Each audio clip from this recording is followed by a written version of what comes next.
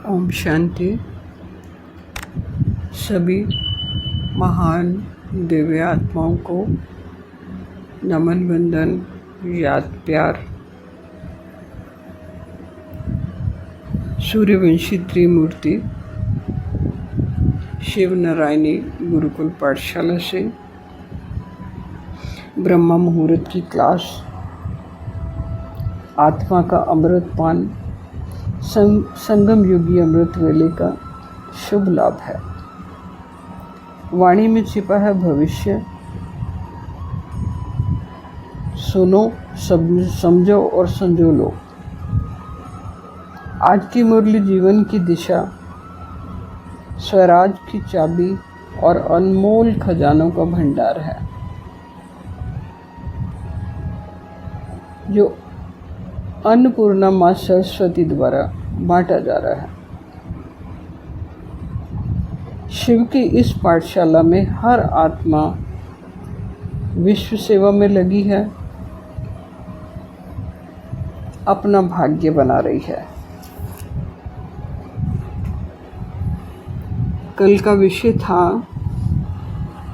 कि ब्रह्मा ने 4 सृष्टि बनाई और कारण क्या रहा चारों सृष्टियों को विलीन करने का। 5वीं सृष्टि का उद्देश्य क्या है? परमात्मा सर्वव्यापी है। अगर वो सर्वव्यापी नहीं तो एक व्यापी कौन?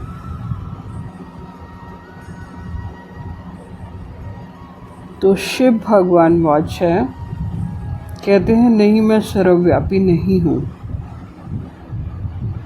यदि मैं हर पत्थर, हर पाप, हर अहंकार में समाया होता तो फिर मुझे पहचानने की, पुकारने की और मेरे आगमन की कोई आवश्यकता ही ना होती। मैं एक व्यापी हूँ। एक ही तन में एक ही समय में उतरता हूँ। 5वां टायर जैसे गाड़ी की सुरक्षा करता है, वैसे ही 5वां रथ जो मेरा स्थायी वाहन है, वही है मेरी स्थायी दृष्टि, मेरी स्थायी सवारी। मैं वहीं उतरता हूँ, प्रकट होता हूँ। 5वां रथ जिसे शंकर की जटाओं में गंगा के रूप में शिव सुरक्षित रखते हैं। शास्त्रों में इसकी यादगार लिखी गई है, गाई गई है कि ब्रह्मा और विष्णु धरती के दोनों छोरों को ढूंढने निकलते हैं। ब्रह्मा ऊपर के छोर को ढूंढते और विष्णु पाताल के छोर को ढूंढते हैं। ब्रह्मा झूठ बोल देते हैं, इसलिए शिव उनका 5वां शीश धड़ से अलग कर देते हैं। भले ये प्रतीक है, ये कहानी, पर इसमें भी रहस्य छुपा हुआ है। कारण बताए गए कि 4 प्रयास किए गए, 4 रथों द्वारा कार्य चला। ब्रह्मा ने 4 बार सृष्टि रची, चारों बार मन की संतानें बनाई। सनक, सनातन, सनंदन, सनत कुमार, इनके लिए 4 सृष्टि रची। पर सबने संसार को अस्वीकार किया। ज्ञान लिया लेकिन गृहस्थी नहीं बने। सृष्टि स्थायी नहीं बन सकी। 5वीं सृष्टि, गोद ली हुई बेटी, विद्या की देवी माँ सरस्वती, उसके लिए 5वीं सृष्टि स्वयं भगवान शिव रचते हैं, जो स्थायी रहती है। अब 5वां प्रयास किया। चारों ने संसार को, देह को, प्रकृति को नहीं अपनाया, गृहस्थी नहीं बनाई, तो सिलसिला आगे कैसे चले? सभी रुक जाता है, सभी थम जाता है। तो पांचवी सृष्टि की रचना हुई। उसमें मातृत्व और समर्पण था। उसे पांचवी सृष्टि बना दिया जो गहराई से ईश्वर की वाणी को ग्रहण कर सके, जो रथ बन सके, स्थायी और परमानेंट। विश्व कल्याणकारी गृहस्थी माता को जिम्मेदारी दी गई। सिर पर कलश का अर्थ है जिम्मेदारी। साथ में भुजाएं बनती हैं गृहस्थी माताएं, जिसके लिए पहले से भविष्यवाणी कर दी गई कि अंदर वाले रह जाएंगे और बाहर वाले ले जाएंगे। परमानेंट रथ द्वारा किया हुआ विद्या की देवी माँ सरस्वती बैठ गीत गाती हैं। तो एक गीत चला कि गीत गाया पत्थरों ने, गीत गाया गीता ने। पहले एक शिवालय बना और शिवालय में जो लय उठी, जो धुन उठी, जो वाणी उठी, जो वाणी का प्रभाव गंगा की धारा बनता है। और गंगा पहले पहाड़ी इलाकों में, फिर ज़मीनी इलाकों में बहती है। पहले नंबरवार वन बच्चे समझते हैं,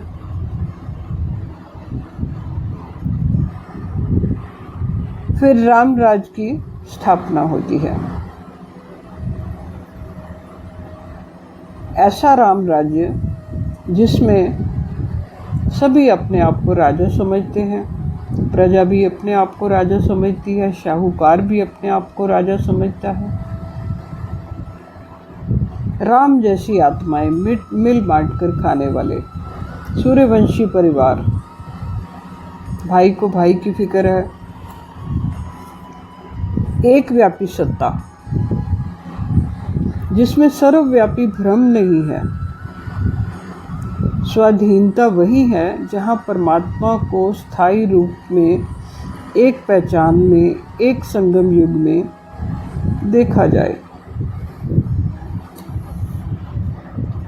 परमात्मा सर्वव्यापी होता तो खोज क्यों चलती? परमात्म शक्ति एक व्यापी है, तभी तो सत्य युग रचता है। पांचवी दृष्टि ही वो शक्ति है जिसमें ईश्वर स्वयं उतरता है, वीणा बजती है। राम की नगरी में राम ही एक व्यापी है, सर्व नहीं। सभी स्वयं धर्म में स्थित हैं, सभी अपने अपने धर्म में स्थित हैं।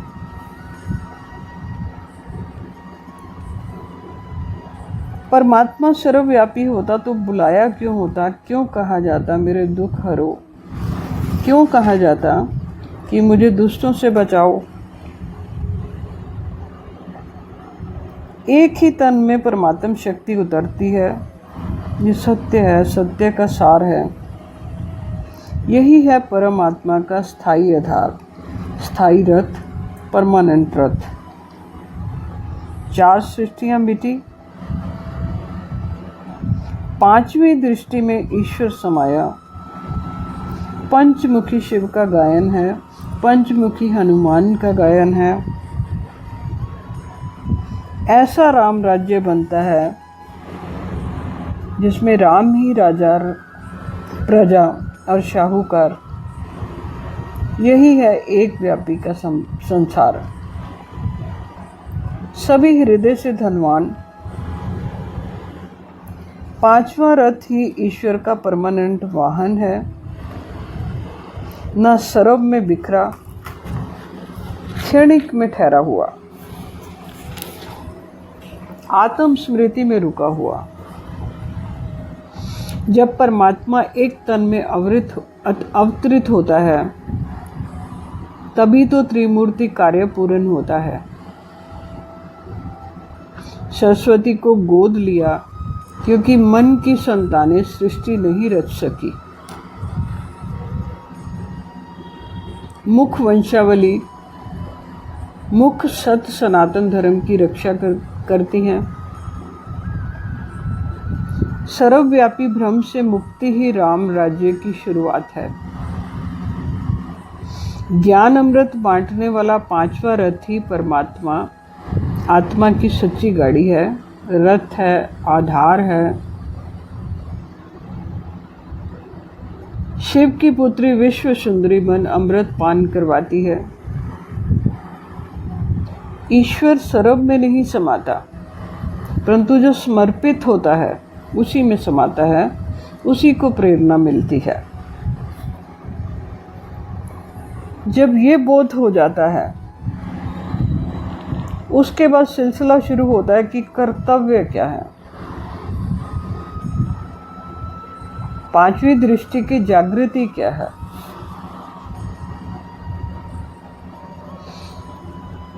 पहला कर्तव्य है कि एक परमात्मा की पहचान को जीवन में स्थायी रूप देना है, परम सत्य पकड़ना है। मैं आत्मा हूँ तो तीन शक्तियों के साथ, तीन देवों के साथ, तीन देवियों के साथ, त्रिअंबे गौरी के साथ पांचवी दृष्टि में स्थित होना है। यही दृष्टि वही है जहाँ ईश्वर उतरता है। इस दृष्टि को अपनाना आत्मा का उत्तरदायित्व है।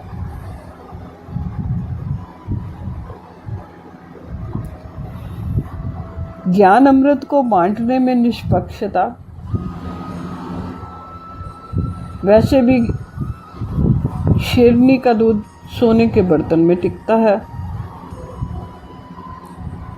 तभी कहा गया कोटों में कोई कोट,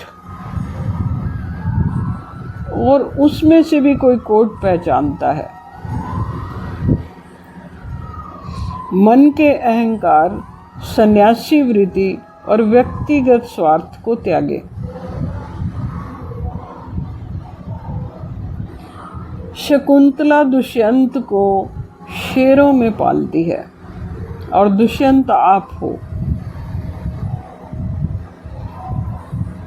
यही जागरूकता पांचवी दृष्टि की, पांचवी सृष्टि की पहचान है। अपने से शुरू करो।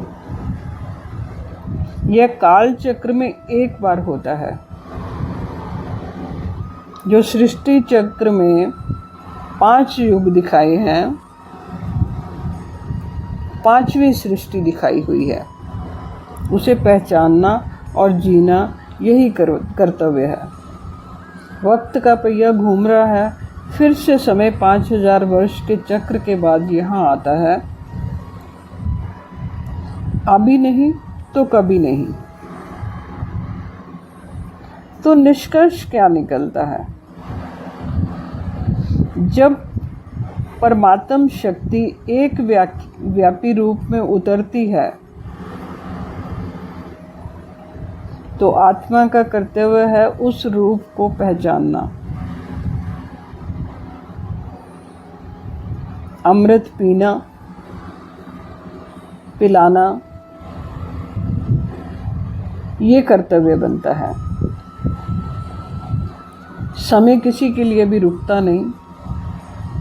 समय परिवर्तनशील है, ये सृष्टि का नियम है।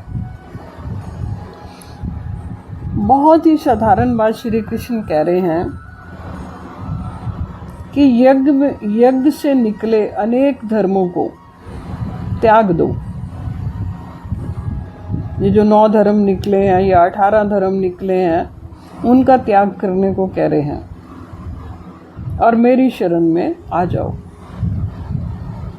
उसके लिए कहा है कि आदि जहाँ से निकले थे, अंत वहीं पर आना है। अंत समय का नारा है, सबको यही बताना है कि चंद्रवंशी परिवार से ब्रह्मा माँ की गोद से निकले और सूर्यवंशी परिवार में जाना है। ये अगर आप बोध कर लेते हो, पहचान कर लेते हो, तो निश्चय ही झूम जाएगा मन, क्योंकि यही प्राप्ति है, यही मंजिल है। अब संकल्प कौन सा लेना है आज? परिवार और समाज में प्रेम, सद्भाव और एकता बढ़ानी है। आत्मा और परमात्मा के बीच गहरा संबंध तब बनता है जिससे मोक्ष की प्राप्ति आसान होती जाती है। संगम युगी सूर्यवंशी जो त्रिमूर्ति शिव द्वारा संचालित नारायणी गुरुकुल पाठशाला से ज्ञान की देवी त्रिअम्बेश्वरी द्वारा ज्ञान की बरसात में भीगना है, आत्म स्नान करना है। घर घर त्रिमूर्ति नजर आनी चाहिए, चलती फिरती। हर घर तीन ऊर्जाओं से भरा हुआ, जिसे तिरंगे के नाम से जाना जाता है। ये बोध हमेशा रहना चाहिए। जैसे जैसे अनुभव बढ़ेगा वैसे वैसे प्राप्ति बढ़ती जाएगी। तो इसी याद के साथ जय भारती, जय भारतवासी, वंदे मातरम, वंदे मातरम, वंदे मातरम। ओम शांति।